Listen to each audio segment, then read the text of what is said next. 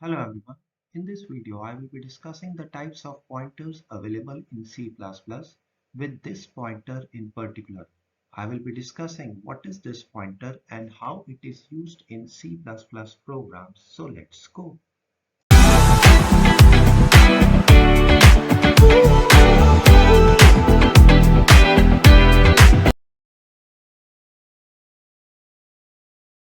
अब हम बात करने जा रहे हैं कि another important pointer this pointer की बात करने जा रहे हैं जो कि C++ में अवेलेबल है। तो इसको समझने के लिए हम एज्यूम करते हैं कि हमें एक क्लास पता होनी चाहिए। क्लास में हमारे पास डेटा मेंबर और मेंबर फंक्शंस होते हैं प्राइमरीली। अब ये जो मेंबर फंक्शंस होते हैं ये शेयर्ड होते हैं सारे ऑब्जेक्ट्स के बीच में, शेयर्ड अमंग ऑब्जेक्ट्स, ये हमें पता है। इसका मतलब है कि जब भी हम एक क्लास का ऑब्जेक्ट बनाएंगे, ठीक है, तो इसके लिए डाटा मेंबर तो एक्सक्लूसिव होंगे, बट यहाँ पे क्या होंगे, ये जो मेंबर फंक्शन है शेयर्ड होंगे। तो पता कैसे चलेगा कि इस मेंबर फंक्शन को कौन सा ऑब्जेक्ट कॉल कर रहा है। जैसे कि अगर मान लो एक मेंबर फंक्शन है मेंबर फंक्शन और उसका एक पैरामीटर है, उसको हमने ऑब्जेक्ट के साथ कॉल कर लिया object one dot member function, और हमने पैरामीटर है मान लो इंटीजर, उसका इंट एक्स करके है, और अगर हमारे पास इंट टू है तो इसी तरह हम इसको कॉल करेंगे। अब उसको कैसे पता चलेगा कि ये वाला ऑब्जेक्ट कॉल कर रहा है कि ये वाला ऑब्जेक्ट कॉल कर रहा है। तो इसलिए जो कंपाइलर होता है वो इम्प्लिसिटली एक हिडन फर्स्ट पैरामीटर पास करता है, और वो क्या होता है, address of the object, object का एड्रेस। यानी कि ये जो बेसिकली है कि जो आप कॉल करेंगे object one dot member function और इसमें 10 डालते हैं, इसको वो इंटरनली कैसे कन्वर्ट कर देगा। ये देखिए मेंबर फंक्शन की कॉल है और इसमें हम इम्प्लिसिटली फर्स्ट जो क्या कहते हैं ऑब्जेक्ट जा रहा है उसका एड्रेस, यानी कि एड्रेस ऑफ obj1 10। इसी तरह अगर हम दूसरी मेंबर फंक्शन कॉल होगी उसको कन्वर्ट कर देगा इसमें। तो ये जो एड्रेस जाता है इसको रिसीव कौन कर रहा है, अब ये इम्प्लिसिट है, इम्प्लिसिट का मतलब ऑटोमेटिकली, और हिडन भी जा रहा है, हिडन का मतलब आपको यहाँ पे स्पेसिफाई करने की जरूरत नहीं है। तो ये पर्टिकुलर जो हम एड्रेस पास करेंगे इसको रिसीव कौन करेगा या इसको यूज कौन करेगा अपने कोड में या अपने प्रोग्राम्स में, इसको यूज करने के लिए हम दिस पॉइंटर यूज करते हैं। तो दिस पॉइंटर बेसिकली एक कीवर्ड है जो कि हम क्या रिप्रेजेंट करता है, करंट ऑब्जेक्ट इंस्टेंस, जो पॉइंट करता है current object instance with in the member function of the class, यानी कि मेंबर फंक्शन ऑफ क्लास के अंदर ही यूज होता है। और ये उसके करंट ऑब्जेक्ट कौन सा इसके साथ डील कर रहा है इसका पॉइंट कर रहा होता है, क्योंकि पॉइंटर है तो पॉइंट करेगा, पॉइंटर है तो किसका एड्रेस करेगा, ये होल्ड करेगा एड्रेस ऑफ द ऑब्जेक्ट जो कि उस मेंबर फंक्शन को कॉल जनरेट कर रहा है। तो ये बहुत ही इंपॉर्टेंट कंसेप्ट है और ये अक्सर पूछा जाता है पेपर में कि ये क्या होता है। तो ये बेसिकली हिडन जो हम जाता है हिडन, ये जो hidden compiler automatically hidden first parameter जो होता है उसमें क्या जा रहा होता है, ऑब्जेक्ट का एड्रेस। तो इसको रिसीव कौन करता है या इसको इसमें कहां पे ये स्टोर होगा, ये दिस के थ्रू, इसको दिस के थ्रू हम इसको पॉइंट करेंगे। और इसका ये मतलब है कि हम दिस को यूज करके करंट ऑब्जेक्ट इंस्टेंस को, अगर हमने फंक्शंस यानी कि member functions non static member function particularly, तो यहाँ पे नॉन स्टैटिक इसलिए क्योंकि हम स्टैटिक में शेयर्ड होता है, ये हम आगे जाके कभी डिस्कस करेंगे। तो करंट ऑब्जेक्ट जो भी है हमारे इंस्टेंस, ठीक है, उसको पॉइंट करने के लिए हमारे पास दिस पॉइंटर होता है। तो बेसिकली करंट ऑब्जेक्ट का क्या जा रहा होता है, एड्रेस उस मेंबर फंक्शन में। अब इसको रिसीव करने के लिए, इसको एक्सेस करने के लिए हमारे पास दिस होता है। तो ये member function non static member function के साथ, अब इसको कैसे कहां कहां यूज कर सकते हैं। अगर हमने डिस्टिंग्विश करना हो लोकल वेरिएबल और डेटा मेंबर यानी कि मेंबर वेरिएबल, और अगर उनका सेम नेम है, अगर उनका सेम नेम है, जैसे कि आप यहाँ पे कोड देख सकते हैं कि हमने लोकल वेरिएबल का, ये है लोकल वेरिएबल, हमने ये यूज किया है अपने कोड में, और ये इस पर्टिकुलर क्लास में ये जो सेट वैल्यू नाम का हमारे पास मेंबर फंक्शन है उसका जो डेटा मेंबर है यहाँ पे उसकी भी नाम सेम है। तो इसको करंट ऑब्जेक्ट के साथ यूज करने के लिए, क्योंकि दिस है तो दिस एक पॉइंटर है, तो हमने इसके उस मेंबर को एक्सेस करने के लिए डॉट के साथ यूज करते हैं, या मतलब इसका इक्विवेलेंट क्या हो गया, दिस पॉइंटर का कौन सा मेंबर, वैल्यू मेंबर। तो ये इस तरह से यहाँ पे हम यूज करते हैं। तो इसको हम एक कोड के थ्रू देखते हैं कि ये कैसे काम करता है, एक क्लास बना के आओ देखते हैं।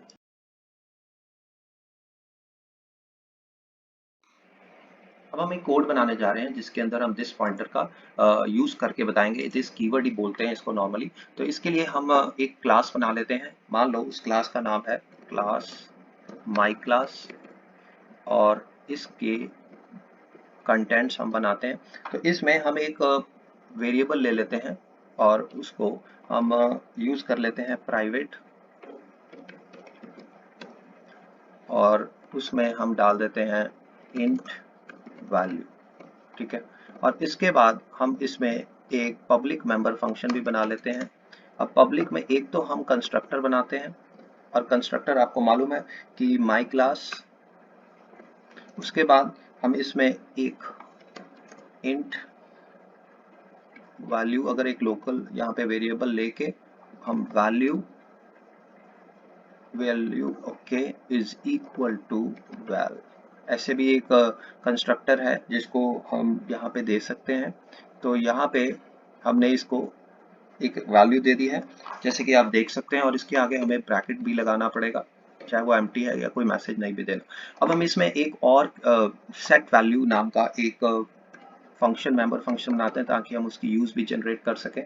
तो यहाँ पे सेट वैल्यू, और इसको हम एक वैल्यू भी पास करेंगे। यहाँ पे इसका नाम भी लोकल वेरिएबल का हम ये ले लेते हैं। अब यहाँ पे हमने करना क्या है, value is equal to value. यहाँ पे अभी मैं यही करके बताऊंगा, यहाँ पे एरर आ रही है, इसको रिमूव कैसे करना है। और एक हम यहाँ पे प्रिंट भी करा देते हैं, प्रिंट के लिए भी वॉइड प्रिंट वैल्यू नाम का एक फंक्शन ले लेते हैं जो कि वैल्यू को एक मैसेज की फॉर्म में प्रिंट करेगा। वैल्यू इज इक्वल टू, यहाँ पे हम यहाँ पे ये वैल्यू प्रिंट करा लेते हैं क्योंकि ये डेटा मेंबर है, क्लास में एक्सेस कर सकते हैं, और ये हमारी क्लास कंप्लीट हो गई। अब इसको हम यूज करते हैं अपने कोड में और चेक करते हैं कि हमारा आंसर क्या आएगा। तो यहाँ पे हम सबसे पहले एक क्लास का ऑब्जेक्ट बनाते हैं, माई क्लास ऑब्जेक्ट 1, और इसको हम वैल्यू 5 पास कर देते हैं। अब इसमें यहाँ पे एक हमें सी आउट के लिए होम, यहाँ पे हम जाते हैं हैश इंक्लूड कर लेते हैं IO स्ट्रीम, और यहाँ पे यूजिंग नेम स्पेस std भी लिख लेते हैं। ठीक है, अब हम इसको यूज करते हैं अपने कोड में और देख करते हैं कि हमारे पास क्या आ रहा है। तो यहाँ पे हमने इसकी वैल्यू को इनिशियलाइज किया है जैसे कि आप यहाँ पे देख सकते हैं। अब इस केस में यहाँ पे हम नेक्स्ट क्या करते हैं कि इसकी वैल्यू को प्रिंट करते हैं। तो यहाँ पे हमने ऑब्जेक्ट की वैल्यू को प्रिंट कर दिया। अब हमने ऑब्जेक्ट की वैल्यू को रीसेट करते हैं, ऑब्जेक्ट 1 डॉट सेट वैल्यू, और इसकी वैल्यू 10 कर देते हैं, और इसी तरह इसकी वैल्यू को दोबारा से प्रिंट भी करते हैं, प्रिंट वैल्यू ओके। तो यहाँ पे हमने ये मल्टीपल काम इसके साथ कर दिए हैं। अब इसकी वैल्यू को हम यहाँ पे प्रिंट करते हैं, इसको रन करते हैं। तो ये देखिए यहाँ पे 10 वैल्यूज आ रही हैं। अब यहाँ पे ये क्या हो रहा है कि ये बाय डिफॉल्ट एक कंस्ट्रक्टर की तरह इसको कॉल करी जा रहा है। तो इसमें यहाँ पे हम दिस लगा देते हैं। तो दिस एक पॉइंटर वेरिएबल अगर हम यूज करते हैं तो अब ये करंट ऑब्जेक्ट के लिए काम करेगा। तो यहाँ पे आप देखिए कि अब हमने इसका सेट वैल्यू जब उसको कॉल करेंगे तो ये वैल्यू 10 हो गई। तो यहाँ पे ये दिस लगाने से क्या हो रहा है कि जिस मेंबर फंक्शन ने इस कॉल जनरेट की उसमें जो भी चेंजेस होती हैं वो यहाँ पे रिफ्लेक्ट हो जाती है। तो यहाँ पे ये बेसिकली ये क्या है, this pointer pointing to current object. इसका ये मतलब है कि यहाँ पे वो करंट ऑब्जेक्ट का इस वक्त ये है। अगर मान लो मैं इसमें यहाँ पे एक और ऑब्जेक्ट बना लेता हूँ, तो जैसे कि अगर मैं यहाँ पे सिंपल यहाँ पे एक और ऑब्जेक्ट बना लेता हूँ, तो उस केस में ये उसका वैल्यू यहाँ पे सेट करेगा। जैसे कि अगर मैं ये सेम स्टेटमेंट्स बस इसमें यहाँ पे इसके लिए कॉल करता हूँ तो ये इस ऑब्जेक्ट के लिए कॉल करेगा, टू यहाँ पे तो यहाँ पे आप देख सकते हैं दिस की इंपॉर्टेंस क्या है कि अगर हम दिस नहीं लिखते, ये देखिए 10, 25 और 10 दोबारा से, अगर ये नॉर्मली हम ऐसे दिस के बगैर लिखते हैं तो उस केस में ये करंट ऑब्जेक्ट के साथ नहीं काम करता, और यहाँ पे उसके कारण ये वैल्यूज को उस तरह से एक्सेस नहीं करता। तो ये लोकल वेरिएबल जो कि हमने यहाँ पे यूज किया वैल्यू, और जो डाटा मेंबर है वो भी वैल्यू है, तो इन दोनों को डिस्टिंग्विश करने के लिए हम यहाँ पे इसको यूज करते हैं। तो ये एक पहला यूज है कि अगर हम दिस को यूज करना चाहें। तो अब हम आगे देखते हैं इसके और यूज। एक और यूज चेक करते हैं, returning reference to the current object. ये भी काम अगर हमने करना हो तब भी हम दिस का सहारा लेते हैं। जैसे कि आप ये देख सकते हैं कोड, हमने क्या किया, दिस की वैल्यू को इंक्रीमेंट, हम दिस के थ्रू यहाँ पे वैल्यू जो वेरिएबल है डाटा मेंबर उसको इंक्रीमेंट कर रहे हैं। तो करंट ऑब्जेक्ट के लिए जब ये इसको इंक्रीमेंट करेगा तो उसमें ये क्या रिटर्न करेगा, दिस। तो क्योंकि ये दिस रिटर्न कर रहा है और ये क्योंकि पॉइंटर है तो इसलिए हमने पॉइंटर लगा दिया। अब इसको रिसीव कौन करेगा, यहाँ पे हमने लिख दिया माई क्लास एंड ऑपरेटर। तो ये पर्टिकुलर हमारे साथ इस तरह से इसको हम रिसीव करवाएंगे इस वेरिएबल में। तो यहाँ पे ये क्या करता है, return reference to the current object. तो ये भी ये यूज कर सकते हैं कि अगर हमने रेफरेंस, तो इसके सारा क्या फायदा होगा कि जो भी चेंजेस होंगी वो रिफ्लेक्ट बैक हो जाएंगी ओरिजिनल में, और हमें इसकी इंक्रीमेंट वैल्यू की चेंजेस नजर आएंगी। तो इसको कोड में फॉर्म में देखते हैं।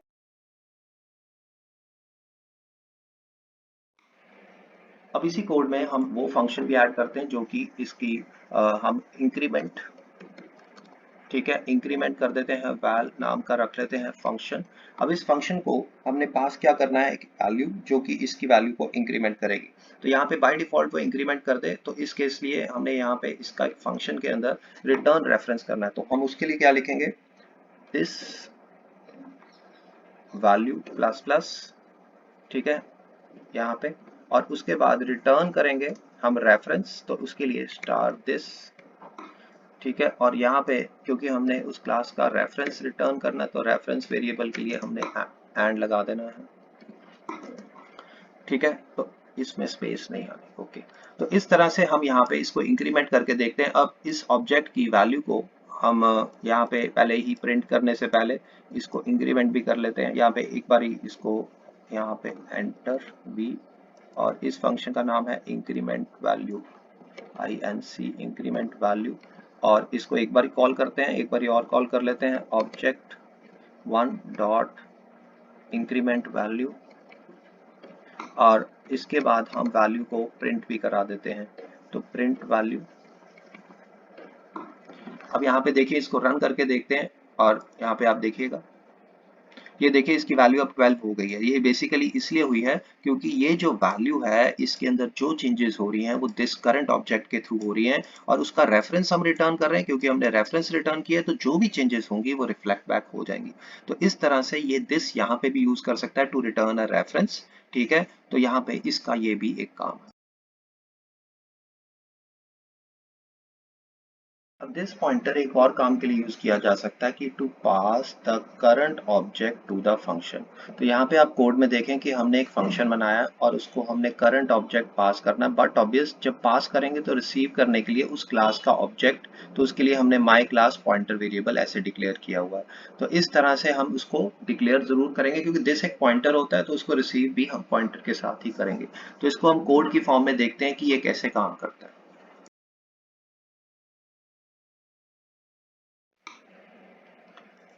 अब हम यहाँ पे एक और इसकी मॉडिफिकेशन, एक और फंक्शन ऐड करते हैं जिसमें हम लिख देते हैं void, और क्योंकि हमने एक यहाँ पे पास करना है ऑब्जेक्ट इसको, तो उस फंक्शन का नाम हम रख देते हैं पास ऑब्जेक्ट मेंबर फंक्शन, ठीक है।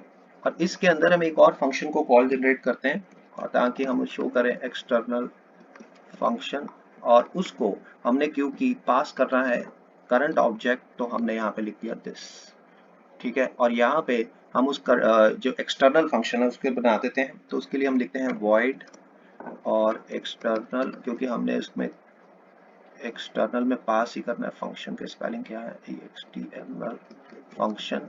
और इसको हम पास क्या करेंगे, ये जो दिस रिसीव होगा ये माई क्लास, और इस वेरिएबल को हम एक obj नाम का ऑब्जेक्ट पास कर देते हैं। तो अब इसमें जो वैल्यू होगी उसकी वैल्यू को ये रिसीव कर ले।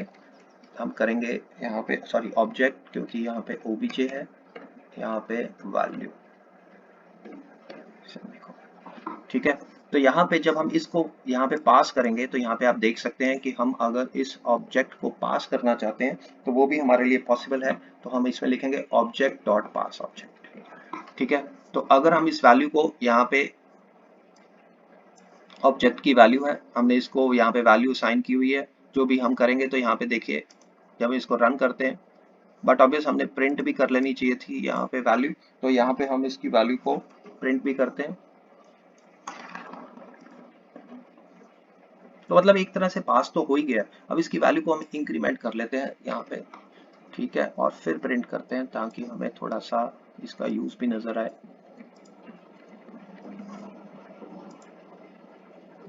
तो ये देखिए वैल्यू को इंक्रीमेंट भी कर दिया। तो इस तरह से हम ऑब्जेक्ट को पास भी कर सकते हैं, और यहाँ पे भी हम दिस का यूज करते हैं। तो यहाँ पे हमने ऑब्जेक्ट को पास करने के लिए एक फंक्शन बनाया है, और उस फंक्शन के अंदर हमने इस ऑब्जेक्ट को, करंट ऑब्जेक्ट को पास करना है, इसलिए दिस लिख दिया, और इसको रिसीव कौन करेगा, ये वाला ऑब्जेक्ट। और इसके बाद जब हम वैल्यू को इंक्रीमेंट करेंगे तो ये यहाँ पे चेंजेस रिफ्लेक्ट हो जाएंगे।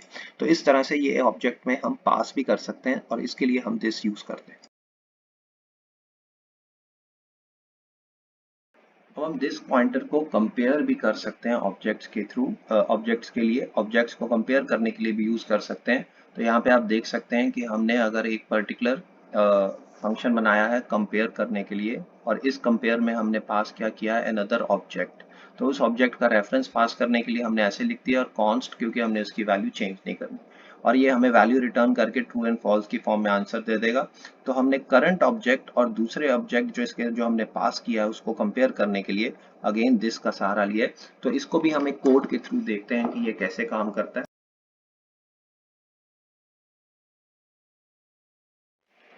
अब हम दिस पॉइंटर का एक और यूज करते हैं जिसमें हम कंपेयर करेंगे, कंपेयर ऑब्जेक्ट्स या कंपेयर ऑब्जेक्ट की values.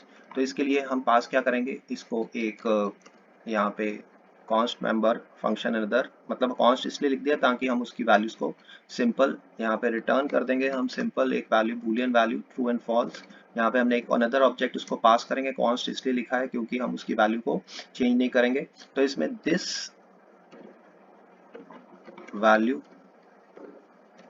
Is equal to object dot value, और ये हमने बना लिया, और इसके साथ हमने यहाँ पे बूल स्पेसिफाई कर दिया। कंपेयर ऑब्जेक्ट नाम का एक फंक्शन बनाया। अब इनको हम अभी टेम्परली यहाँ पे मैसेज के साथ इसको कमेंट कर देते हैं अभी, और यहाँ पे हम एक नया ऑब्जेक्ट बना लेते हैं, इसकी वैल्यू हम 2 सेट कर लेते हैं। तो अब हम कंपेयर करेंगे, ठीक है। इफ यहाँ पे हम लिख देते हैं ऑब्जेक्ट 2, तो हम लिख देंगे रिटर्न, या रिटर्न नहीं, यहाँ पे सी आउट लिख देते हैं,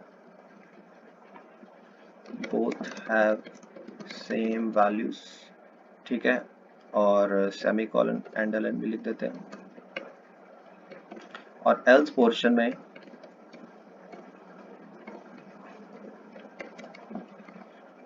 आर डिफरेंट, ठीक है। तो यहाँ पे हम इसको रन करके देखते हैं और चेक करते हैं कि ये क्या आंसर देता है। तो ये देखिए बोथ हैव सेम वैल्यूज, और अगर हम इसकी वैल्यू को 10 कर देते हैं तो उसके accordingly you can see output. Okay. तो यहाँ पे हमारे लिए इंपॉर्टेंट क्या है कि हमने दिस के थ्रू यहाँ पे करंट ऑब्जेक्ट की वैल्यू को एक्सेस किया, और एक और वैल्यू किसी और ऑब्जेक्ट के साथ कंपेयर करना है, तो दिस यहाँ पे यूज किया जा सकता है। अब हम बात करते हैं कि ये दिस पॉइंटर का एक और काम होता है डायनेमिक मेमोरी मैनेजमेंट करने के लिए। तो यहाँ पे हम देख सकते हैं कि ये डायनेमिक मेमोरी मैनेजमेंट के लिए भी काम आता है। तो इसमें कुछ नहीं है, इसमें अगर हमने एक मेमोरी एलोकेट करनी है, अगर मान लो एक वेरिएबल है और उसमें हमने एक ऐसे भी लिख सकते हैं this data is equal to, यहाँ पे अगर हमने जो भी एक वेरिएबल पास किया हुआ है करंट ऑब्जेक्ट का होगा, तो बट ऑब्वियस ये मेंबर फंक्शन के अंदर होना चाहिए, और इसके अंदर हम यहाँ पे एक साइज वेरिएबल पास करेंगे। यानी कि अगर हम एक फंक्शन बना दें जिसको हम जैसे कह सकते हैं void allocate, ये फंक्शन के अंदर जरूर होना चाहिए, ठीक है, और इसके अंदर हम साइज वेरिएबल पास कर दें, ठीक है, और इसके अंदर हम करंट ऑब्जेक्ट के, मतलब इसलिए इसको, इस मेंबर फंक्शन को एक क्लास का ही अंदर ही बनाना पड़ेगा। तो यहाँ से ये जो डेटा होगा, यानी कि अगर हमने एक डेटा मेंबर हमने यहाँ पे बनाया हुआ है ऐसे करके, तो तो इसको यहाँ पे इस स्टेटमेंट के साथ हम एलोकेट कर सकते हैं। और अगर इसी तरह हमने डी एलोकेट करना हो तो हम लिख देंगे डिलीट, और करंट को हमने करना है तो दिस डॉट डेटा। तो इस तरह से एलोकेशन और डी एलोकेशन, बट ऑब्वियसली दोनों स्टेटमेंट्स मेंबर फंक्शन की होनी चाहिए। ये हम कोड करके बताते हैं कि ये कैसे यूज किया जाता है, पर कोड करने के पहले हम आपको एक इम्पॉर्टेंट चीजें बता दें कि दिस में और भी चीजें होती हैं। पहला पॉइंट हम जो डिस्कस करना चाहते हैं वो है कि it cannot, this cannot be, मतलब use for declaring an object. ठीक है, सो यहाँ पे हम दिस पॉइंटर के थ्रू, यहाँ पे क्योंकि ये कोई इम्प्लिसिट होता है, हिडन होता है, तो इसलिए हमें ये नहीं करना है। तो इसके साथ हम it cannot be declare not it can be modified. ठीक है, दूसरी इंपॉर्टेंट ये स्टेटमेंट है कि इसको हम आगे जाके एक फ्रेंड फंक्शन में पढ़ेंगे, जिसमें और फ्रेंड फंक्शन में हम क्या देखेंगे कि अगर वो भी फ्रेंड फंक्शन, ठीक है, वहां जब पढ़ेंगे are not the member of the class और दे डू नॉट, क्योंकि वो मेंबर नहीं होते, not member functions, not member function, so do not support this. तो इन चीजों का हमें थोड़ा सा दिस के साथ याद रखना पड़ेगा। तो अब हम एक कोड देख लेते हैं कैसे हम एलोकेशन और डी एलोकेशन करते हैं with the help of this pointer.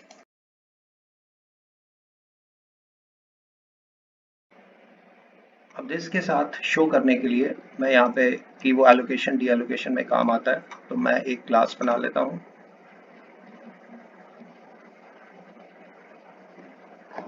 अब यहाँ पे मैं क्या करूँगा, इस क्लास के अंदर एक प्राइवेट मेंबर बना लेता हूँ, कैपिटल में हो गया प्राइवेट,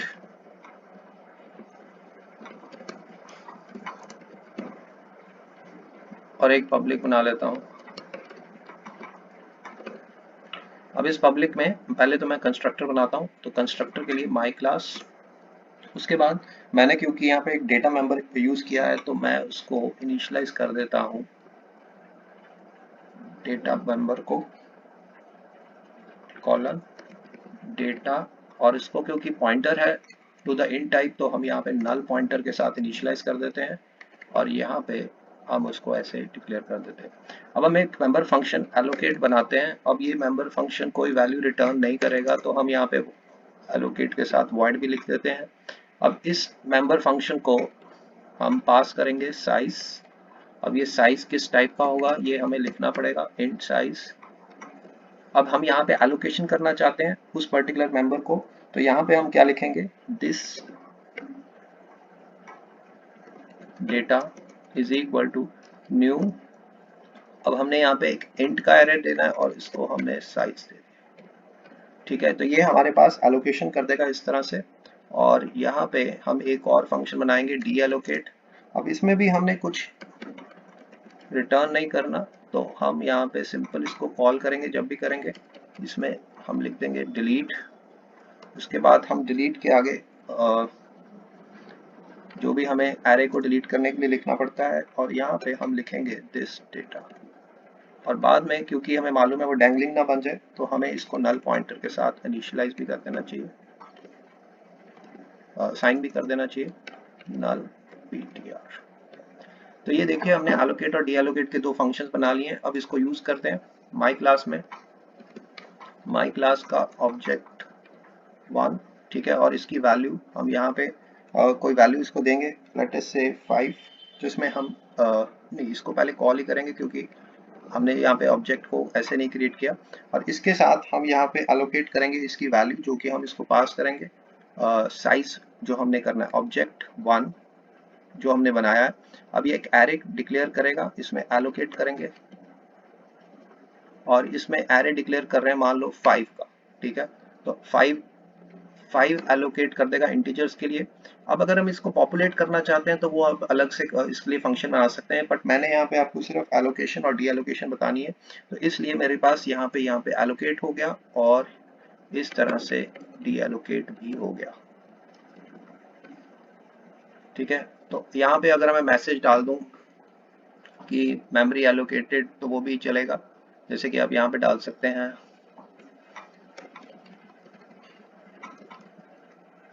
मेमोरी एलोकेटेड।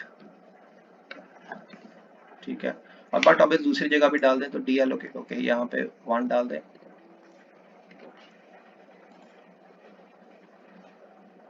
तो ये देख रहे हो मेमोरी एलोकेटेड का मैसेज आ रहा है। अब इसमें आप चेक कर सकते हैं कि अगर इस ऑब्जेक्ट के पास मेमोरी है कि नहीं है, बट सिंपली मैंने यहाँ पे एलोकेट और डी एलोकेट बताया, फिर आप इस एलोकेट होने के बाद इसको पॉपुलेट भी कर सकते हैं। तो इस तरह से दिस के साथ आप एलोकेशन और डी एलोकेशन भी कर सकते हैं।